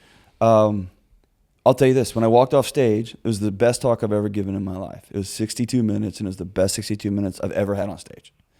My manager walked back, celebrated his high five, and he goes, I got a couple of notes for you. And I was like, I don't need notes on that one. That was awesome. And he goes, no notes, and he baby. goes, you crushed it. Yeah. And then I didn't even realize I'd done this. I never, ever, ever, I like an audience feeling like they just got dropped in the middle of a conversation. So like there was this one time. I don't like setups, right? I used to like to go to metal shows when the curtain would just drop and it was just, and they're in it. Machine. Not like, welcome tonight. I don't want to hear you talk. I just want to be. Yep. And so, but I walked out of that one and I was nervous about saying my butthole fell out. And so I was like, hey, some of y'all, and I give this whole disclaimer. Some of y'all are going to go on the surveys, be all mean, don't do this, like, right? And I gave this whole disclaimer. And backstage, he was like, that's not you. He goes, don't do that anymore. You need to do that. He goes, keep being who you are. And if you got a funny story to tell, go tell your funny story. And that was important for me. He could have in the short term been like, bro, you broed it. And I would have continued like these little setups, which would have put some space between me and the audience, and it's not effective over time. So I think in the short term, it's easy to pat everybody in the back and be like, you're right. Like you should take a HELOC out on that 3% mortgage, put it all in the market, because you've never sat with people who lost their home. And that's what Dave has in my too. nervous system. Yes, Dave has lost it. Yes, he goes, and you can tell. I should do death notifications for people. I've sat with people who look me in the eyes. When I tell people get a will, I tell people like you got to get life insurance. I've sat with widows whose husband's dead in the next room, and they have it's a very specific look, and it's and they look at you, and here's what they say: I don't know what I'm gonna do. And I'll say, do you have any money? And they say, no, we got nothing. And then because I have to love you in the right way, I say, we're going to have to figure out how you can get a job on Monday. And your husband's right there, right? And so when I tell somebody get a will, right? Or when I tell somebody you got to get life insurance, even if you don't make much, get something. Because give your widowed wife the gift of just being sad for 30 days. Give her that, right? And that's here, right? That's not like, it's not a math problem. You know what I mean? Like, yeah, bro, it's not that. I think we're all solving for ROI, and what I want people to do is solve for peace. And we just don't solve for that in our homes anymore. And that there's a hack. There's like some kind of like, I guess if you didn't consider that situation, there's like, well, there's got to be some like government bailout. And you're like, there isn't. Well, there's been for 15 years. It's on the credit card. There will come a day. You know what I mean? So you go, it's in that situation where you go, you sound, if somebody's going through, you sound very harsh when you're saying you need to look at, you need to whatever credit card he has hidden or whatever, you need it seems very harsh information. Right. But I guess if you and Dave that have both seen, you know where the story goes. That's right. And so you're pretty much, if a meteor was, we say this, if it was coming, you'd be in the street. Yes. And that sounds harsh to be standing in front of someone's car, right, banging on the hood, saying "Go left, go you right now, go get out of here." Yeah. And is everybody maybe? I mean, when my manager calls and says they didn't like the pitch, you know, it hurts, but it's a blessing that he's honest. I mean, God, those conversations are hurt, man. Yeah. But I just put it in a business. That's not even my personal life. I'm talking about business. Business, and it they hurts. just say, "Hey, they watched your tape, and they said No. they were going to pass." On Yeah. that. In our world, our business is us, right? So it's got a little more sting to it, right? It's not like I can be like, that's the mower I built. They didn't like that. Yeah. It's me It's singing you. and dancing. They don't like you. My wife told me that when I started this. She said, if you leave the university system, like your whole career, if you leave this and take this job, you can't create some avatar, some da-da-da-da-da. She goes, because eventually it runs out. And I was like, I won't, I'm going to be me. And she said this. She goes, I don't think that's wise for you. And I was like, why? And she goes, because if this doesn't work out, it will be because America didn't like you.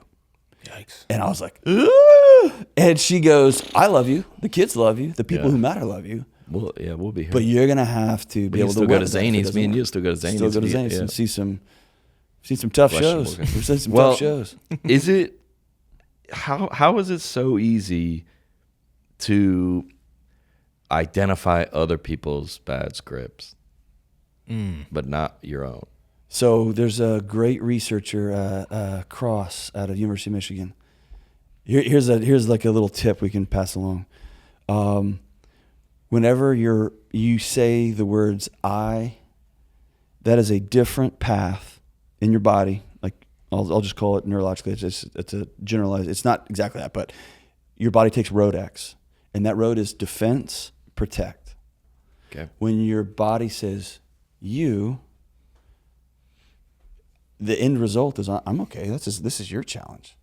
So when he talks about when you're struggling with making a decision, talk to yourself in the third person. Athletes accidentally do it out loud sometimes. And like LeBron James, he's literally separating himself from the guy on the court because he's a dad, he's a husband, he's a business owner. That's just part of what he does. And the more you identify with that thing, and so when somebody comes like, I don't know what to do in my marriage, I don't know what to do, your body is flooding with protection chemicals, with fight or flight chemicals, because you are at war. When it's like, hey bro, what do I do with my marriage? You can go, dude, don't do that. Just call her or just have this conversation. It's simple. Easy. And so like for me, sometimes I'll be like, John, what's the right thing to do here? And it helps you literally separate it out in your body physiologically. Yeah. Hey John, what's the thing you should say to your wife right now?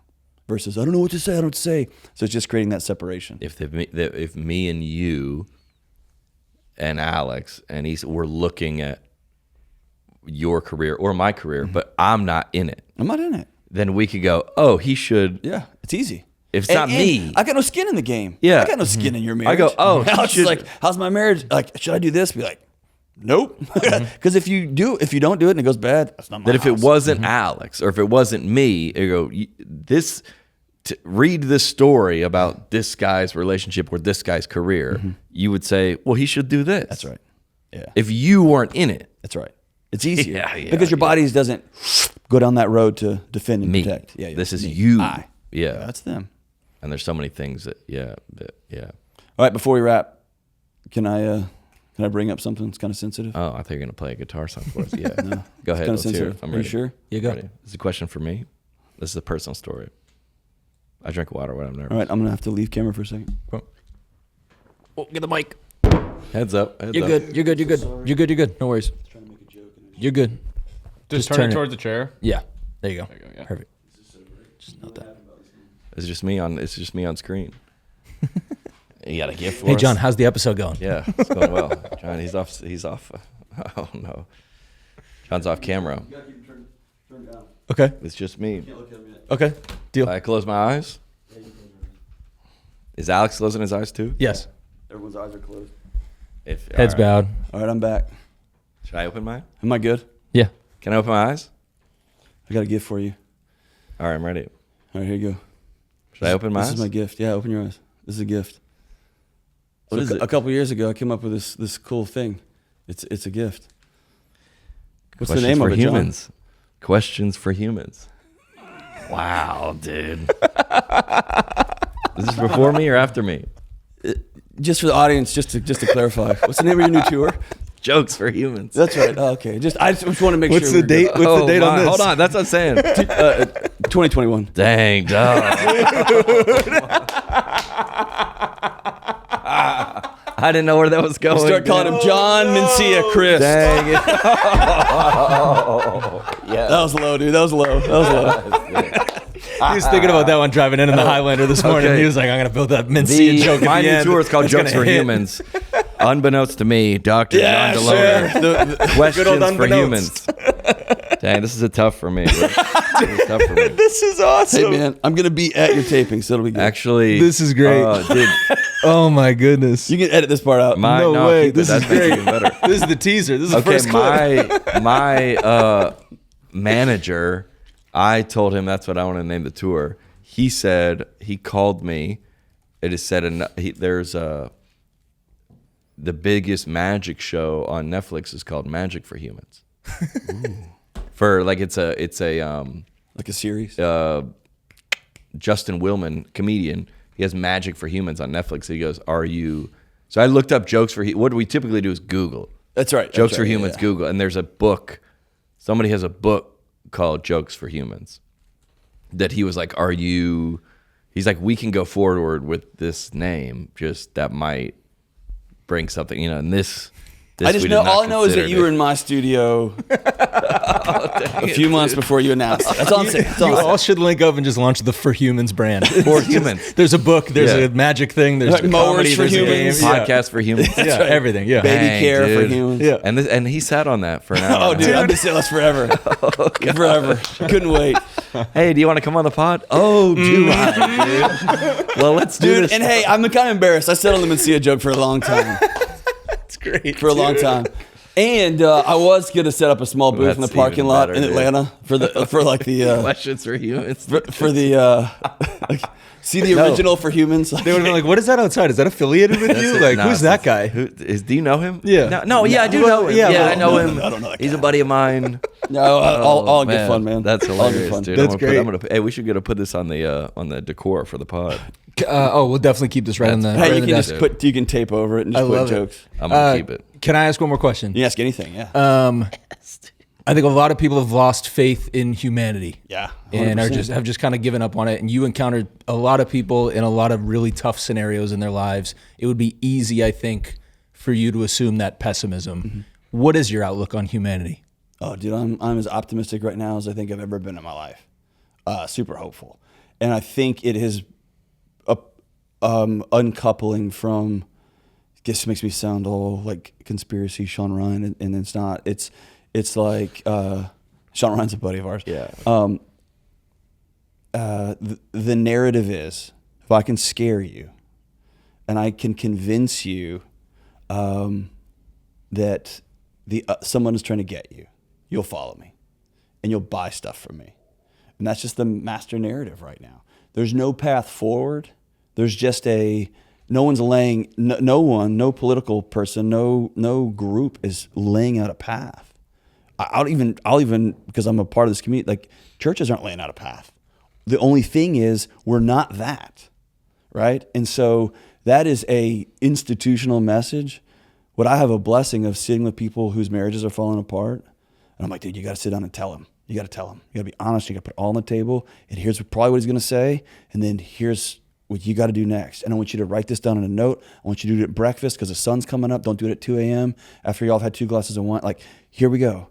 And they call back 2 months later and they're like, dude, we're going to counseling. We're going to work this thing out. And so I get the blessing of both sitting with people in their most awful moments. And dude, I just get to see person after person after person change and grow and put something back together and heal and say, I'm sorry, and say, I changed my mind. And that's all of us. That's the everyday. And so we get the random person that you see the clip and like, I'm never putting that shopping cart back. Like, that's not most of us. And I'm good by that. And so I think it's unplugging. I don't watch very much news at all. In about 2 or 3 weeks, I end it until after November because nothing I hear will be true. And I have to know that. And so I'm going to speak to my friends and neighbors and, I'm real,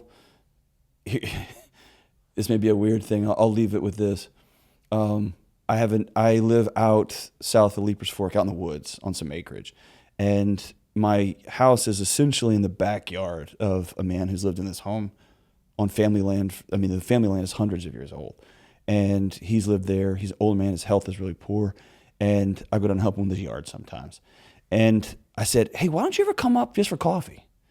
And he's like, well, I don't want to bother you. And like, you can hear his pacemaker sometimes. And sometimes I'm like, hey, you probably should go inside. He goes, oh, that whole thing. And it's like, bro, I can hear it.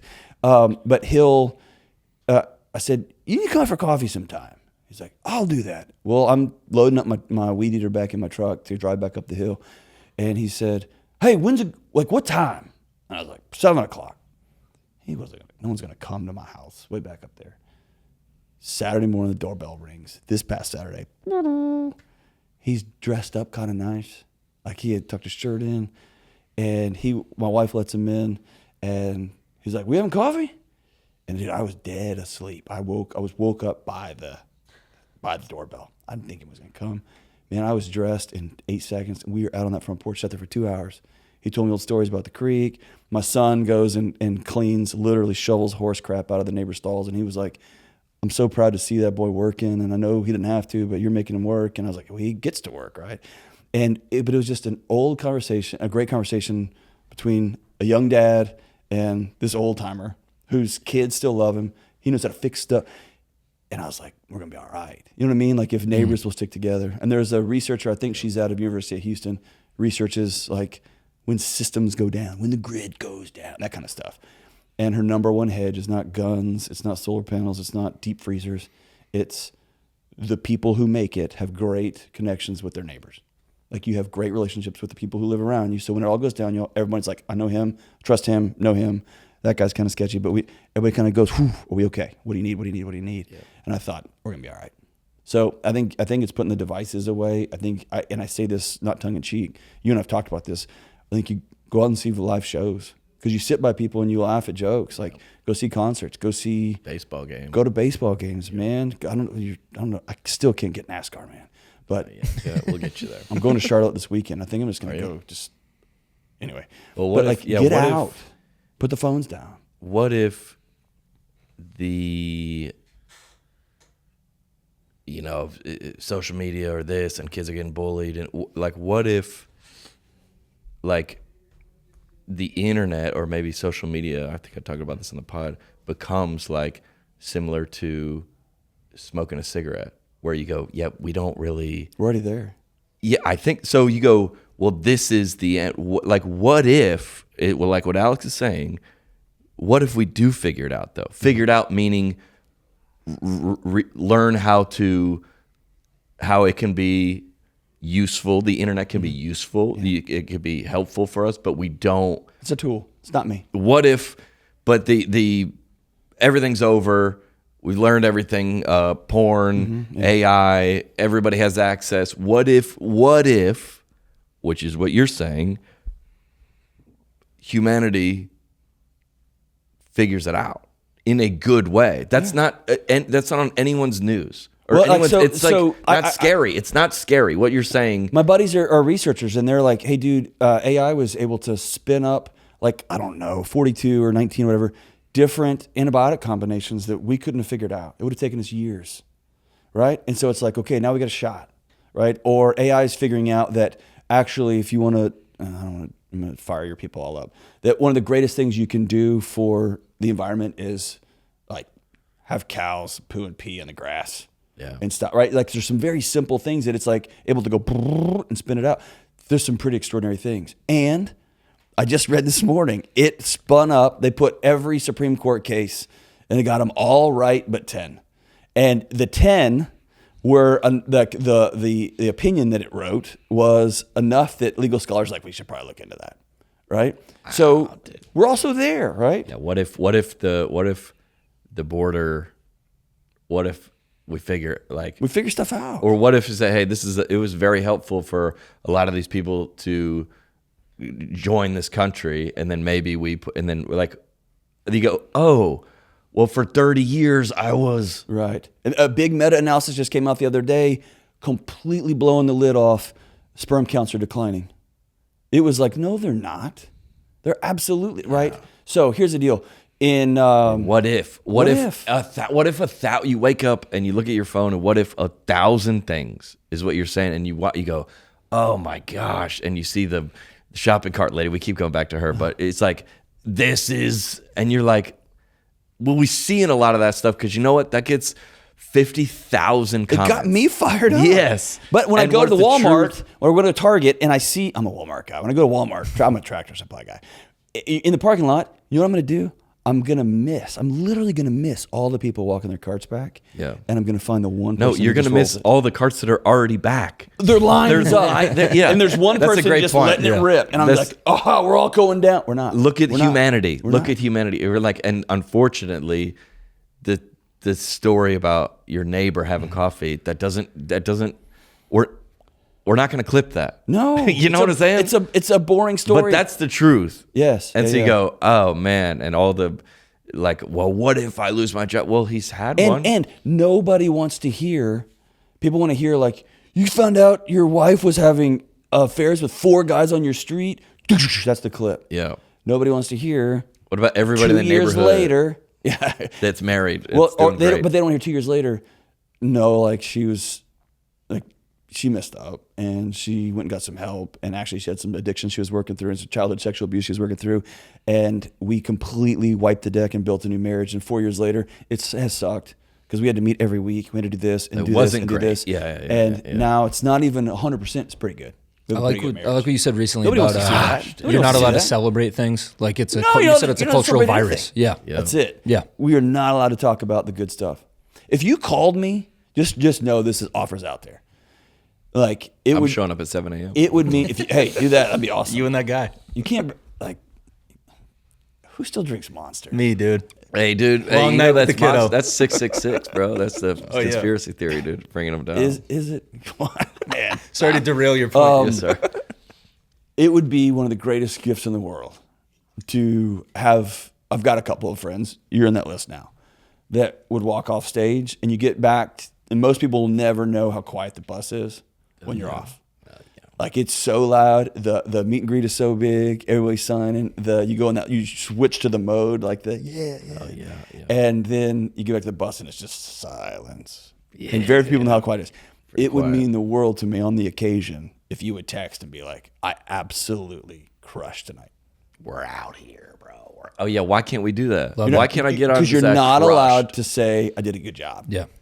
Like yeah, like real cool. Oh, dude. but what about the other people that aren't doing it? Exactly. Or like, oh, of course you are. You're John Crist. You do good every night. Like, no. I do good every night. Of course, I'm great at this. Good? Yeah. But occasionally you're like, that was good. Like I felt that. And great. we have to cultivate, I think, You got to do it very privately. a group of people that are like, I could celebrate with you. Crushed. Yeah, it's a blessing, man. It's a blessing. It's good. Dang, I think we're gonna be all right. Go home I think we're gonna be all help right. some people, Awesome. man. Yeah. I appreciate that. John Delony, ladies and gentlemen. Hey. Thanks for coming through, Sure, brother. it was a Thanks, dude. little Appreciate you. weird, but on the net, it was a positive. It was a positive. You cannot be serious. On the net, it's a positive.